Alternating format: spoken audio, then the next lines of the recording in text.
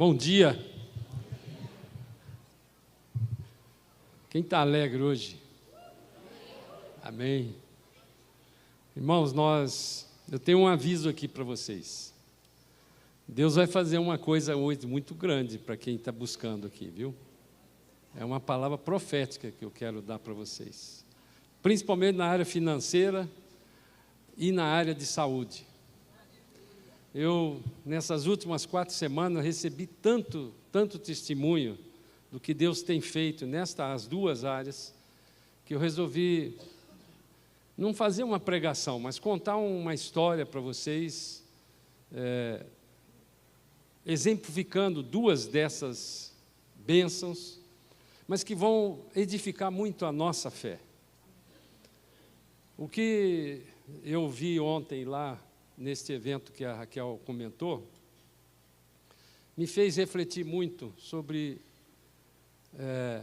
como que nós crentes devemos agir nessa nossa vida espiritual, né? O título dessa mensagem é o sobrenatural como se fosse natural.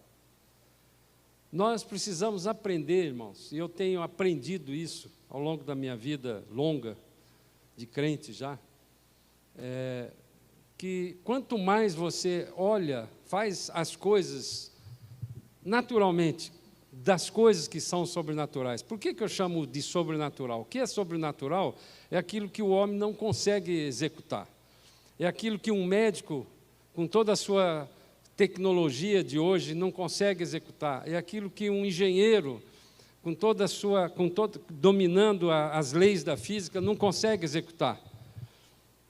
Por exemplo, Jesus andar sobre a água não é uma coisa natural, ele é uma coisa sobrenatural, porque ele está ferindo uma lei fundamental, que é a lei da gravidade. Então, cada vez mais nós precisamos aprender, principalmente na hora que nós estamos chegando no fim dos tempos, cada vez mais nós precisamos aprender que é natural para nós crentes, aquele que tem Jesus como Senhor e Salvador, que declarou com a sua boca e creu com o coração, tem que ser natural. Eu separei 2 passagens aqui que, apesar de você agir de uma forma natural, depende de um tempo. A primeira está lá no livro de Jeremias, no capítulo 29, no versículo 10, que diz assim, esse trecho, Jeremias previu anteriormente que o povo de Israel, por causa do pecado, ele iria ter um castigo. Deus tratou, nesse caso aqui, com a nação de Israel. Deus faz isso na nossa vida, Ele trata com a nação, como tem tratado com algumas nações no mundo, Ele trata com as famílias, Ele trata com as empresas, Ele trata com cada um de nós individualmente. E para cada uma dessas áreas, desses estratos, vamos chamar assim, Ele tem um plano. Então, nesse caso, para a nação de Israel, Ele tinha um castigo para o povo de Israel. Para cada ano que eles deixaram de adorar a Deus, parando o sábado, Ele deu, para cada 70 anos, Ele deu um ano de cativeiro lá na Babilônia. Isso foi previsto por Jeremias anteriormente, mas aqui ele já também informa para eles que, apesar de eu fazer isso, eu vou te dar um livramento depois de 70 anos. Então, Deus é tão bom conosco que, às vezes, Ele avisa você as coisas que ele vai fazer na sua vida. Algumas vezes Ele não avisa, porque Ele sabe que você não aguentaria. Você concorda comigo? Tem situações que eu passei e falei, se Deus tivesse me avisado antes, eu não ia nem botar o pé esquerdo nesse negócio. Então, Jeremias 29, 10 diz assim, assim diz o Senhor, logo que se cumprirem para a Babilônia 70 anos, atentarei para vós outros, ou seja, vou prestar atenção do que você vai estar falando, e cumprirei para convosco a minha boa palavra, tornando a trazer-vos para este lugar. Então ele avisou, olha, logo que acabar os 70 anos, vai acabar e eu vou prestar atenção. Mas ele fala uma coisa, eu vou atentar para vós outros. Então, mesmo você sabendo, tendo uma palavra profética de algum tipo de promessa, você precisa aprender a orar, porque a oração é a forma de você ter intimidade com Deus. E eu sei, e eu é que sei, que pensamentos tenho a vosso respeito, diz o Senhor. Pensamentos de paz e não de mal, para vos dar o fim que desejais. Então, me invocareis, passareis a orar a mim, e eu vos ouvirei. Buscar-me-eis e me achareis quando me buscardes de todo o vosso coração. Apesar desses 70 anos de castigo, Deus tinha um propósito para a nação de Israel. E esse propósito era bom. Pensamentos de paz e não de mal. A outra passagem que eu escolhi está no livro de João, no Evangelho de João, no capítulo 5, no versículo 1, quando Jesus, que possivelmente passou já por algumas vezes naquele tanque de Betesda, e ali naquele tanque ficavam uma multidão de pessoas deficientes físicos, esperando um milagre. Lá no versículo 1 do capítulo 5 de João, diz: passadas essas coisas, havia uma festa dos judeus e Jesus subiu para Jerusalém. Ora, existe ali, junto à porta das ovelhas, um tanque chamado em hebraico de Betesda, o qual tem 5 pavilhões, 5 andares diferentes, a água ia caindo assim. Uma das vezes que eu fui a Israel, fui convidado pelo guia para pregar uma mensagem sobre essa passagem aqui, e eu me coloquei nesse momento aqui, entendendo por que Jesus chegou ali e viu aquela multidão de pessoas, todas elas deficiente físico, precisando de uma cura. E por que Jesus escolheu um daqueles lá? Essa é uma pergunta que eu quero que você faça para mim e para você. Por que Jesus não poderia, você acha que Jesus poderia chegar lá e falar assim: olha, todos vocês que estão aí agora estão curados, pode sair? Poderia, não poderia? Mas por que ele escolheu somente um? Não sei. Quem souber essa resposta me avisa depois. Deus tem um propósito para mim e para você. Qual é a minha função e a sua função com relação ao que você está passando? É orar. O centro dessa mensagem que eu quero fazer hoje é essa. Nós não sabemos qual é o plano global que Deus tem para a nação, nós não sabemos qual é o plano global que Ele tem para a minha empresa, nós não sabemos o plano global que Ele tem para essa igreja, para a minha vida particular, mas Ele tem para cada um de nós um plano, e é o melhor do que Ele poderia dar para mim e para você, do que você poderia escolher.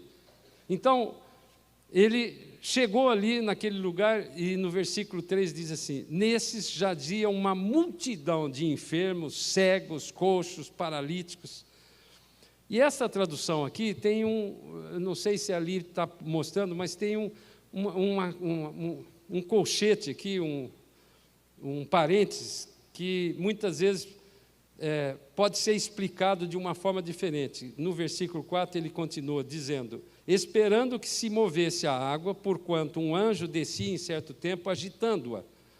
E o primeiro que entrava no tanque, uma vez agitada a água, sarava de qualquer doença que tivesse. Então, esse trecho diz talvez de uma superstição, ou de uma coisa realmente que era verdadeira. Não interessa saber isso. O que interessa é que no versículo 5 ele continuou: estava ali um homem enfermo, havia 38 anos.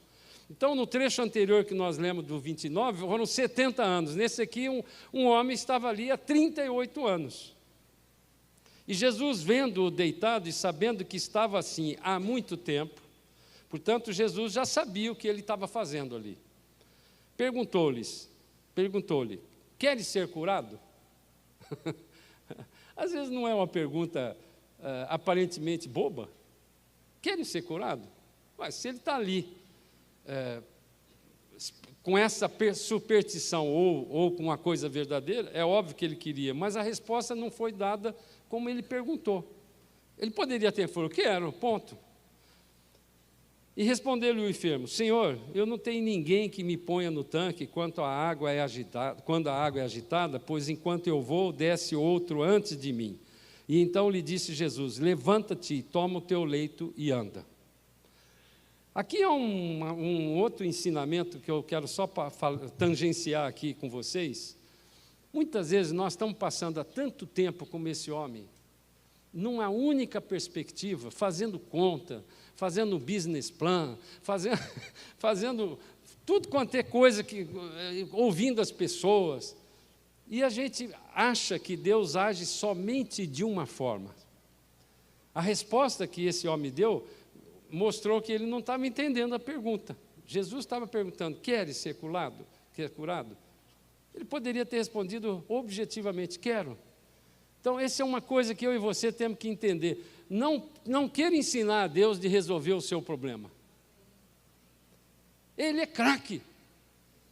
Ele é criativo. E quantas vezes Deus resolve um problema, você para e fala assim: puxa, por que eu não pensei nisso? É porque você não é Deus. Ele é que é Deus. Então, Jesus, ele sabe disso, ele sabe, tanto é verdade que ele não ficou discutindo com o homem. Ele falou: tá bom, então levanta e toma o teu leite e anda, ponto. É isso que eu quero que nessa introdução mostrar para mim e para você. A nossa função, quando Deus falou para mim essa semana que Ele ia fazer grandes milagres no dia de hoje, aqueles que creem e aqueles que estão dentro do plano, vai acontecer. Qual é a minha função como pastor? Qual é a sua função como aquele que vai buscar? É crer. Assim como essa mulher, como esse homem aqui, estava na frente de Jesus, esperando ali uma coisa qualquer, e ele nem interpretou que Jesus era aquele que ia resolver o problema dele. Porque para ele o que estava para resolver o problema era aquele anjo que vinha sobrenaturalmente, mexia a água, e se tivesse alguém empurrando ele, ele ia ser curado. Deus está no controle da minha e da sua vida.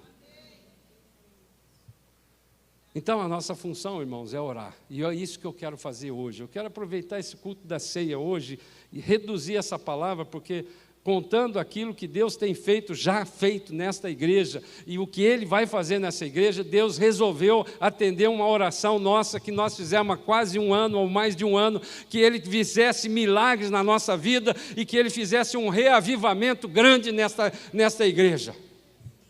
E eu creio nisso, eu tenho visto isso. Então, o trecho que eu quero falar, no capítulo 17 de Mateus, no versículo 24, ele se refere a um problema na área financeira. Então, irmãos, se você tem algum problema na área financeira, preste atenção nessa situação que nós vamos ler aqui no versículo 24 do capítulo 17. Havia lá no livro de Êxodos, Deus instituiu uma oferta, não um imposto, não uma coisa obrigatória. Ele instituiu uma oferta para que houvesse a manutenção do templo. Além do dízimo, ele instituiu uma oferta para haver uma manutenção do templo.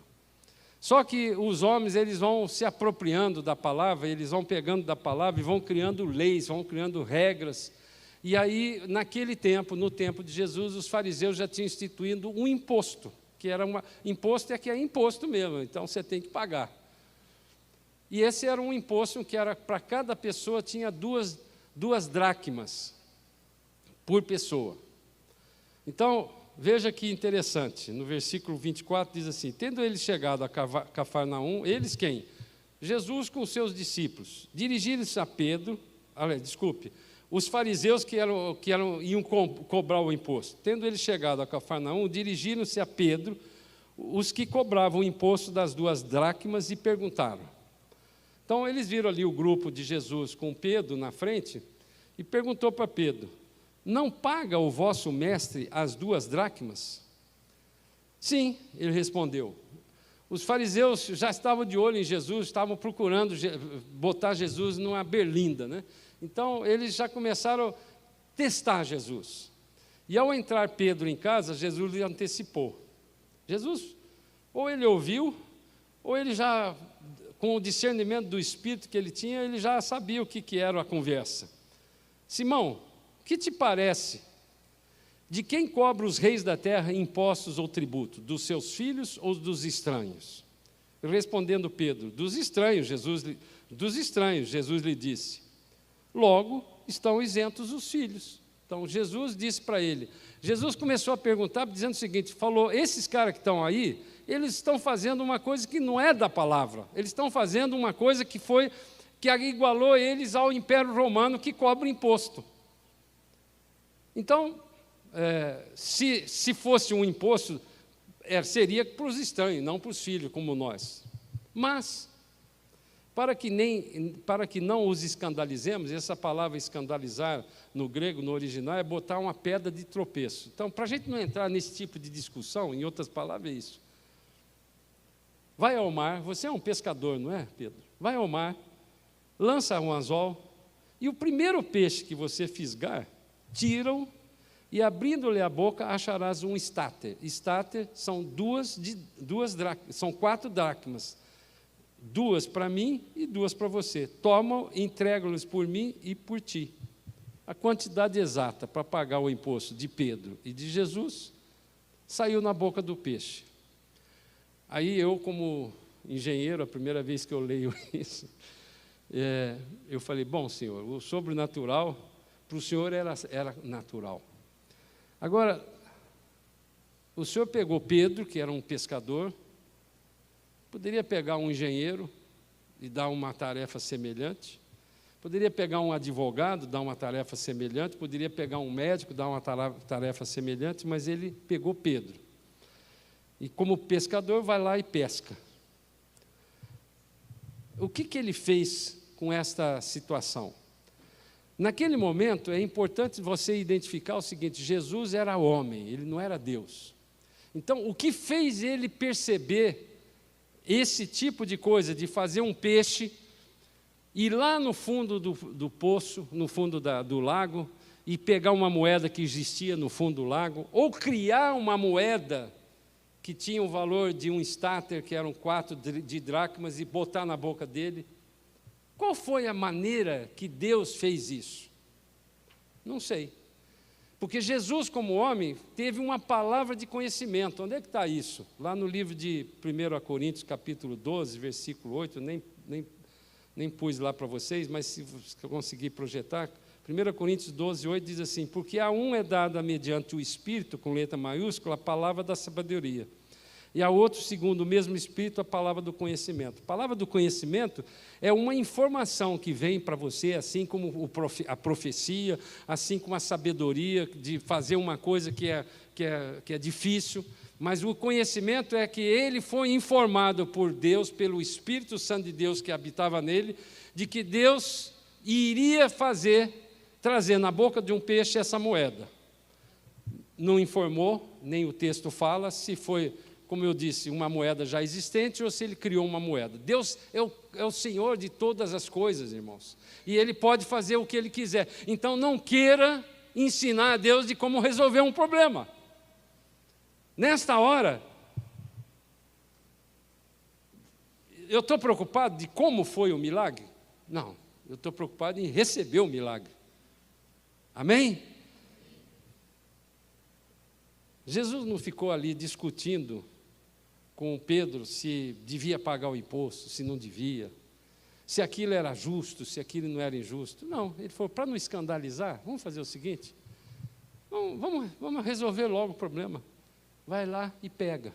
Muito de nós que está aqui hoje precisando de alguma coisa, está passando por situação semelhante. Mas o que eles estão fazendo comigo não é justo. Não fica discutindo mais, irmãos, se é justo, se não é. Apenas procure a fonte daquele que pode resolver o problema. Vai lá e faz isso. É isso que Deus está falando para mim e para você hoje. Eu não estava previsto aqui no meu... Mas eu quero contar uma história de um empresário que já não está aqui conosco, está num outro ministério. Há muitos anos atrás, nós estávamos ainda lá na outra igreja. E ele chegou para mim um dia e falou assim, eu estou devendo muito. Eu acompanhei a vida desse homem, ele faturava muito, e tinha uma empresa muito sofisticada.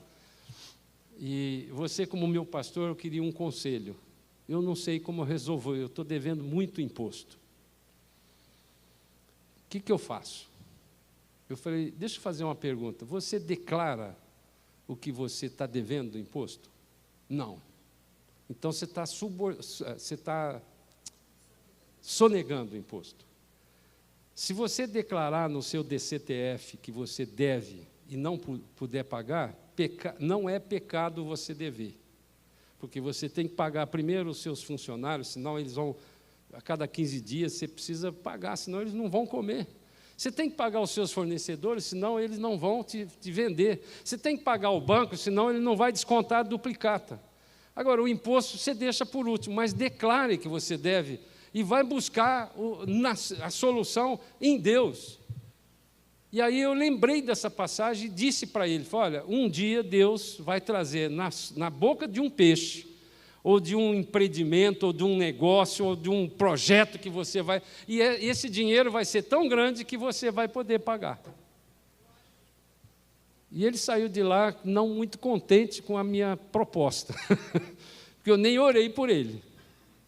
Mas orei para que Deus desse sabedoria para ele fazer aquilo e corrigir um defeito, porque sonegar o imposto é pecado. Não pagar não é pecado. Não é não pagar como... Alguns empresários, às vezes, requerem uma concordata sem precisar.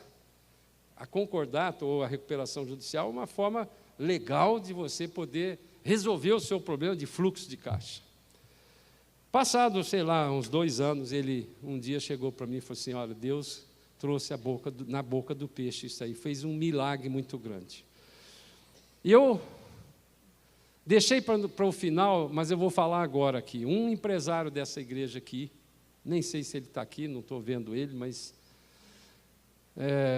na semana retrasada, a Raquel já até contou isso num desses domingos, que ele pediu dízimo, e ele chegou para a Raquel e falou, olha, Deus me colocou, eu tenho uma empresa e eu preciso fechar um negócio, e Deus me colocou que eu tenho que fazer uma oferta, eu tenho que semear naquilo... eu creio nesse processo de semeadura. Ele não falou isso, mas eu estou entendendo que foi dessa forma. E aí, ele não foi por troca. Me colocou no meu coração de eu tirar da empresa R$6.000 para dar para esse evento que vocês vão fazer, que foi esse que nós fizemos ontem. E a Raquel falou, não precisa dar tudo isso, porque só falta 2.700. Ele falou, não, eu vou dar os 2.700 então, e mais, e o restante você compra em cesta básica, que foi o que nós fizemos. E no dia seguinte, ele fechou, ele chamou, no domingo passado, ele chamou no final do culto e disse o seguinte, no dia seguinte que eu fiz o Pix para a igreja, eu fechei um contrato de 1.215.000, 200 vezes mais. Sabe? E mais um de 28. Então, se fosse só 28, já era uma multiplicação boa, uma boa aplicação, mas a outra foi 200 vezes mais. Eu não estou querendo dizer que a gente, toda vez que faz isso, não é troca com Deus, mas Deus tinha um propósito de abençoar aquele homem, e ele é craque, ele então falou, então, além desse negócio, eu vou abençoar a igreja, porque a igreja está precisando disso. Irmãos, na área de saúde, Marcos 5:24 fala de um outro tempo, de uma outra doença que demandava tempo.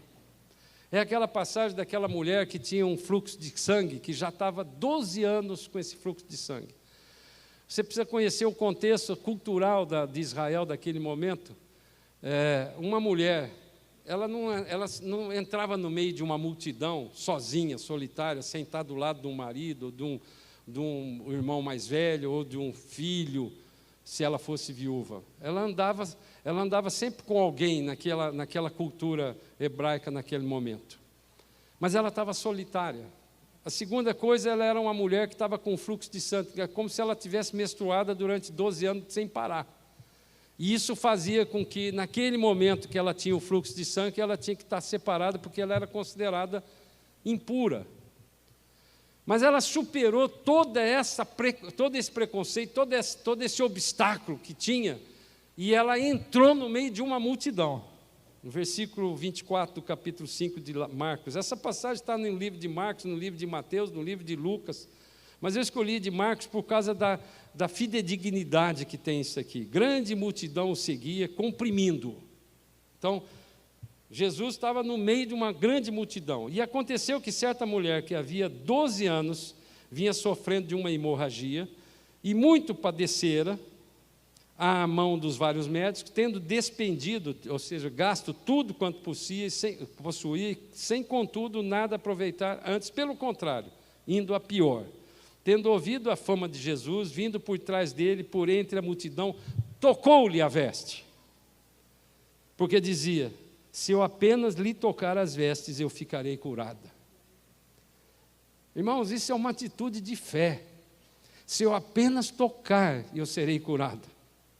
Muitos de nós ficamos fazendo essa pergunta, como eu disse no início, mas isso aí é impossível para Deus, porque no ponto de vista da economia, no ponto de vista da matemática, no ponto de vista da ciência, não é possível acontecer. Talvez tenha sido por isso que Deus me trouxe a salvação através da cura de uma filha que nasceu com uma doença incurável cerebral, por minha culpa. Durante 4 anos e meio, aquela menina, quando eu olhava para ela, depois que eu soube que o motivo era por causa de uma briga que eu tinha tido com meu sogro na frente da minha mulher, que teve um trauma intrauterino, e eu tinha culpa disso.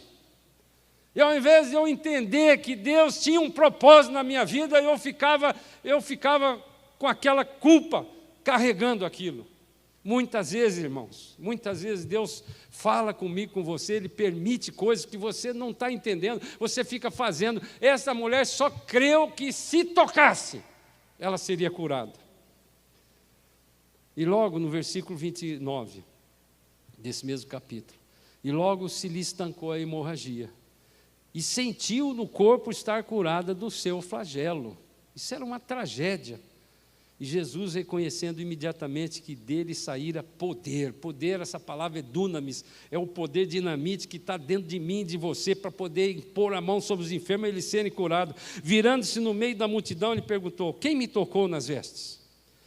E responderam os seus discípulos: você não está vendo que a multidão te aperta e diz: quem me tocou? Ele, porém, olhou ao redor para ver quem fizera isto.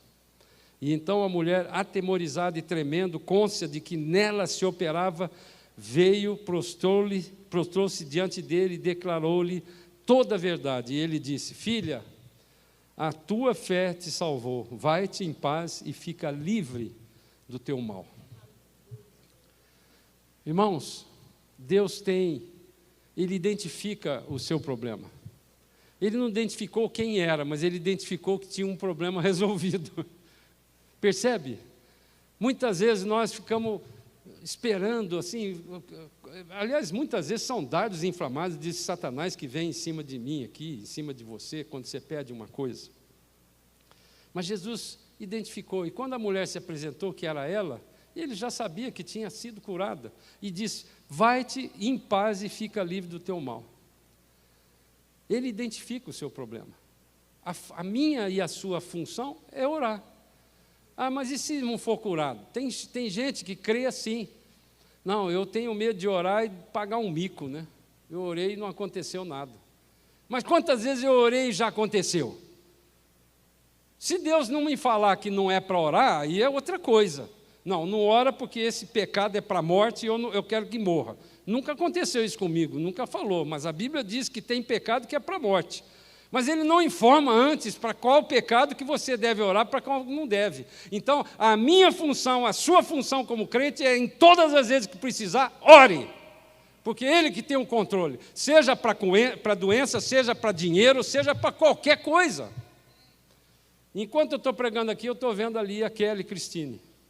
Eu liguei para ela ontem e pedi autorização para que eu pudesse falar, porque uma coisa é eu falar da parte financeira, que eu não sei se ele está aqui, mas eu não quero identificar a pessoa. Essa daqui eu tenho que contar. Então, para contar a bênção, eu tenho que mostrar.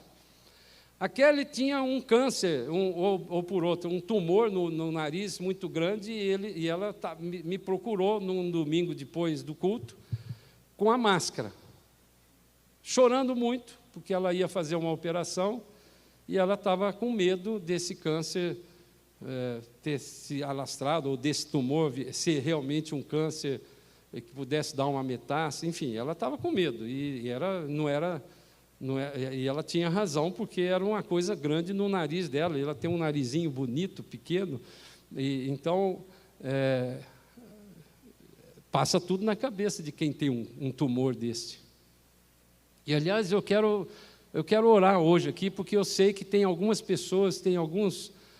hoje mesmo, no culto da manhã, um irmão teve que sair, passou mal, e ele está com um tumor desse. Se você tiver na sua família alguém, nós vamos orar hoje, e eu creio, irmãos, porque Deus cura à distância, e Jesus está aqui agora, e Jesus disse, onde tiver 2 ou 3 reunidos em seu nome eu estaria. Então, a minha função e a sua é crer. Então, eu da mesma forma pus a mão sobre a cabeça dela, e orei, não vi o tumor, porque ela estava com máscara, e não quis que ela tirasse. E, passado 2 semanas, se não me engano, ela me procurou, e eu tomei um susto quando vi. Vocês depois vão olhar aquela moça lá, levanta a mão, Kelly. Ela estava com o nariz praticamente perfeito. Eu quero que apague a luz, por favor, e ela me autorizou a mostrar. Olha que coisa que fizeram no nariz dela. E olha o que aconteceu nessas 2 semanas que ela veio aqui, que eu tirei essa foto. E agora...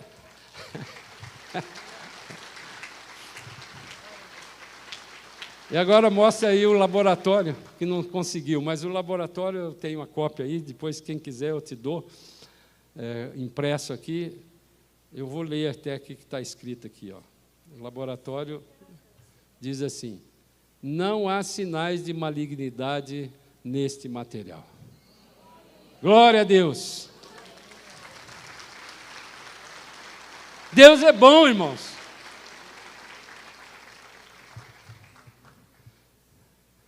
Eu quero terminar antes de orar, porque eu creio que, se Deus falou para mim, eu creio, de que Ele vai fazer cura hoje aqui. Eu creio que Ele vai resolver problema financeiro aqui hoje, de dívida que aos seus olhos, aos meus olhos, são impossíveis de ser paga. Mas Deus é craque, Deus faz isso. Ele vai botar uma moeda na boca de uma pessoa, e eu contei essa história desse empresário, que infelizmente não vou dar o nome dele, porque ele não está mais aqui. Mas aconteceu, irmãos. Se você crê, tem algum propósito, mas por que Deus... Sabe essas perguntas? Por que Deus está fazendo isso? Por que Deus me escolheu para fazer isso? Por que eu... Irmãos, não faça esse tipo de pergunta. No máximo que você pode fazer é para quê? O que o Senhor quer me usar para isto? Porque na hora que aquela menina de 12 anos, como falou a Raquel, chegou para Joana, e a pergunta foi muito lógica, porque como que uma criança de 12 anos é estuprada por 4 homens daquele jeito? Por que ela tinha aquela vida? Onde é que estava Jesus deixando isso? Muitas vezes as pessoas falam isso comigo. Onde é que estava Jesus com essa guerra toda? Jesus sempre esteve no mesmo lugar, irmãos. É o homem que é mau. A maldade do Senhor, e Ele não controla a vida, as coisas das pessoas desse jeito, porque senão, bastava ele, hoje eu ouvi até um posto de casa, bastava ele emitir dinheiro todo dia e dar para cada um. Não é assim que as coisas funcionam. A maldade entrou na nossa vida através do pecado, e o pecado é que tem feito essas coisas, mas Deus tem um plano de bom para cada um de nós, Ele sempre tem. E muitas vezes um sujeito tão racional como eu era, por exemplo, ele precisa fazer de um jeito, porque ele sabe, ele conhece o meu coração, conhece o seu, ele sabe que se não fosse desse jeito, não ia nunca aceitar Jesus, e ele tinha um plano para mim, que não era ser só um engenheiro, era um plano para ser um pastor, para que eu pudesse pregar para aqueles cabeçudos que tem como eu era, para poder falar para ele, ó, funciona. Então, quando aquela menina fez essa pergunta para aquela mulher, ela percebeu que somos nós que temos uma parceria com Deus. Deus só pode agir no meio do pecado através de mim e de você, irmãos. Entenda que eu e você temos uma parceria. Olha o privilégio que Deus está dando para mim, para você ter uma parceria. Se você não impuser a mão sobre os enfermos, eles não vão ser curados. Se você não crê que Ele pode colocar uma moeda na boca do peixe e resolver esse problema financeiro, nunca vai acontecer. Percebe isso? Então eu quero começar orando primeiro já que nós vamos fazer a ceia, para aqueles que não creem ainda, que não conhecem Jesus como o Senhor Salvador. Se você ainda está nesse passo anterior, em que você precisa crer, eu não vou pedir para você se expor aqui, mas eu quero orar para que Deus quebre esta barreira, esse véu que está no olho de cada um, ou no ouvido de cada um, que não crê dessa forma. E eu me lembro o dia que eu fui entrar na casa daquela mulher que orou uma oração simples para curar a minha filha. E eu não cria. Eu não fui lá sabendo que ia acontecer, não. Eu entrei sabendo que não ia acontecer, porque era lógico para mim que não acontecesse. Mas através da fé daquelas pessoas que oraram pela Talita, ela foi curada. Então é isso que eu quero fazer aqui agora. Se você está nesse evento, nesse momento em que você não crê ainda, eu vou orar para que Deus traga para você, destampe o seu ouvido, destampe o seu olho, para você crer. Porque a fé é uma decisão minha e sua. A graça já está disponível por Deus. Mas a fé é um ato meu e seu. Se você não der o passo, não vai acontecer nada. Nesse caso que eu citei da minha vida, não fui eu que dei o passo, foi aquela pessoa que orou. Mas em paralelo, na hora que ele estava criando, Deus falou comigo. E na hora que ele falou, eu criei. Eu criei na minha salvação e criei naquela cura. E Deus fez as duas coisas. Foram 2 grandes milagres, a cura da minha filha e um milagre de me transformar como Ele tem feito até hoje. Então, Senhor, eu quero colocar essas pessoas que ainda não têm essa facilidade de crer, Pai. Não diria nem de facilidade, não creem mesmo. Não conhece esse Deus, não tem a intimidade. E eu quero repreender esse espírito de incredulidade, todo esse dardo infamado que está sendo lançado na mente dessas pessoas, eu repreendo na autoridade no nome de Jesus. E eu quero clamar agora porque essas pessoas clamem com a sua boca e creiam com o coração que Jesus Cristo é aquele que morreu como homem e apagou o meu pecado, o pecado de cada uma dessas pessoas e ressuscitou milagrosamente no 3º dia. E esse Espírito Santo de Deus que ressuscitou Jesus do meio dos mortos é o mesmo Espírito que habitará a partir de agora nesse que declarou com a boca e creu com o coração, como nós que estamos aqui, Pai. Em nome de Jesus. Amém? Agora eu quero orar pela finança. Assim como aquele homem, Pedro, lançou a rede sabendo que vinha da boca do peixe uma moeda, porque Deus criou isso. Ou deu uma comunicação na cabeça daquele peixe, e ele foi escolhido aquele peixe que foi lá buscar moeda, ou que criou na boca, e pegou o anzol. É dessa forma que eu quero orar com você. Se há alguém aqui, e também não quero expor ninguém, na cura eu vou pedir para vocês levantarem, do dinheiro ainda não. Depois vocês vêm me contar a bênção.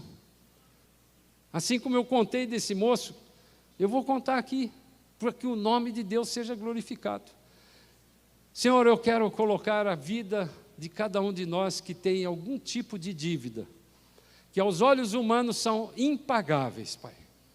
Que não há, tem empresa que já está parada há muito tempo, tem empresa que já foi quase à falência,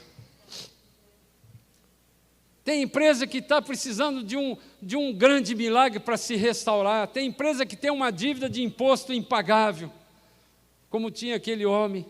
Senhor, o Senhor conhece cada um de nós que estamos aqui, Pai, cada empresário, tem pessoas que estão aqui desempregadas, que precisam trabalhar, precisam de um emprego. Pai, o Senhor, ao longo dessas 4 semanas, como eu citei, o Senhor contou pelo menos 2 testemunhos de pessoas que creram numa oração, como num dia que eu fiz aqui, e no dia seguinte foram empregadas, Senhor.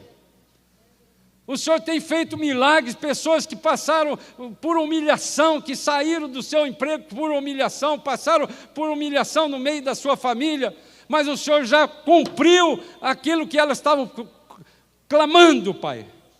E eu quero clamar agora para que essas pessoas que estão com essas dificuldades, sejam empresários, sejam colaboradores que estão precisando de um emprego, Pai, que o Senhor venha fazer aqui um grande milagre, Pai. O Senhor me prometeu que esse culto de hoje seria um culto de milagre, e nós tomamos posse das bênçãos que o Senhor já abriu nos céus para a honra e para a glória do nome poderoso de Jesus Cristo. Satanás, você não tem poder sobre os filhos de Deus. Eu quero repreender esse espírito devorador que tem arrancado da mão dos filhos de Deus, tem tirado dinheiro. Você vai devolver todo o dinheiro que você tomou e ainda com muito mais, porque eu estou te dando uma ordem no nome poderoso desse Jesus Cristo que tem o controle completo de todas as coisas. Amém? E agora eu quero pedir para aqueles que têm algum tipo de enfermidade, ou para que tenha em casa alguém, algum parente, fique de pé, porque nós vamos orar e nós vamos terminar. A Raquel vai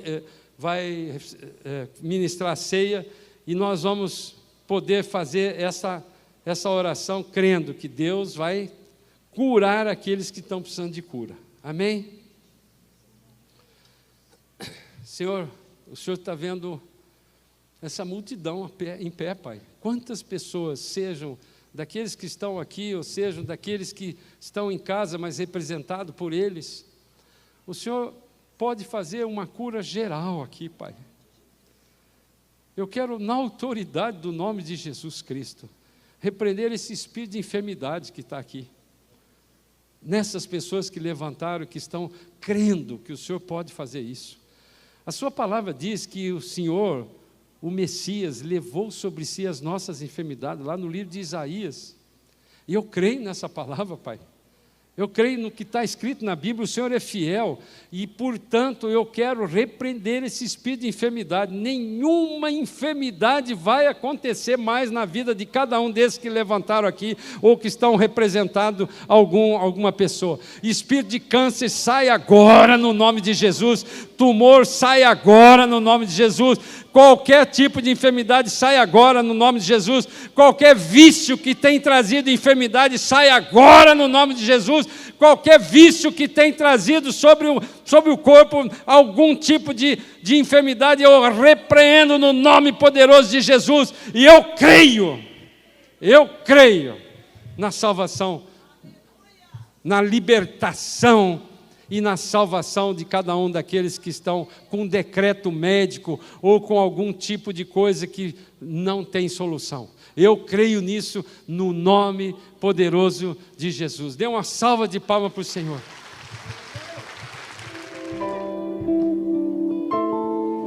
Aleluia, aleluia, Jesus. Obrigado, Senhor. Muito obrigado, Senhor Jesus. E que a graça de Jesus Cristo, que o amor de Deus, esse amor incomensurável, que nós nem compreendemos, e que o poder do Espírito Santo de Deus, da comunhão, esteja com cada um de nós hoje e para sempre. Vão na paz do Senhor, irmãos. Deus abençoe. Você pode acompanhar todo o nosso conteúdo baixando o nosso aplicativo ou seguindo as nossas mídias digitais usando o QR Code. Deus te abençoe!